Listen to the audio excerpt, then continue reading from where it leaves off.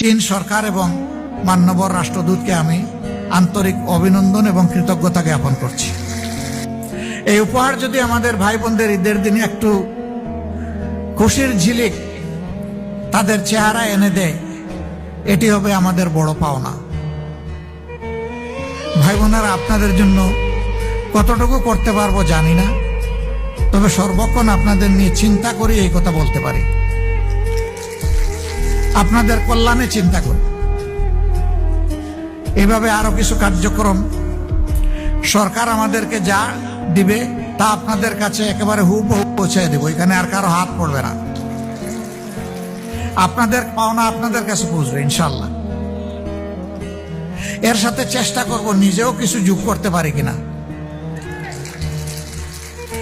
সরকার যা দিবে দিবে আলহামদুলিল্লাহ, আমাদেরও তো কিছু দায় দায়িত্ব আছে, সেটাও আমরা চেষ্টা করব ইনশাআল্লাহ।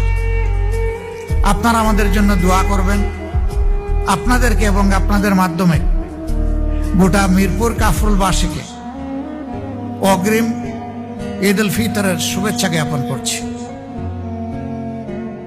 আমাদের বন্ধু রাষ্ট্র চায়নাকে আল্লাহ তাআলা সম্মানিত করুন, বিশ্বের দরবারে তাদের মর্যাদা আরো বাড়িয়ে দিন। দুই দেশের মধ্যে সম্পর্ক আরো গভীর এবং বন্ধুত্বপূর্ণ হৃদ্যিক সম্পর্ক আমাদের গড়ে উঠুক। এই অঞ্চলের শান্তি শৃঙ্খলা, নিরাপত্তা, উন্নয়ন আমরা একসাথে কাজ করব ইনশাআল্লাহ। তাহলে এই অঞ্চল স্থিতিশীল হবে, অস্থিরতা দূর হবে,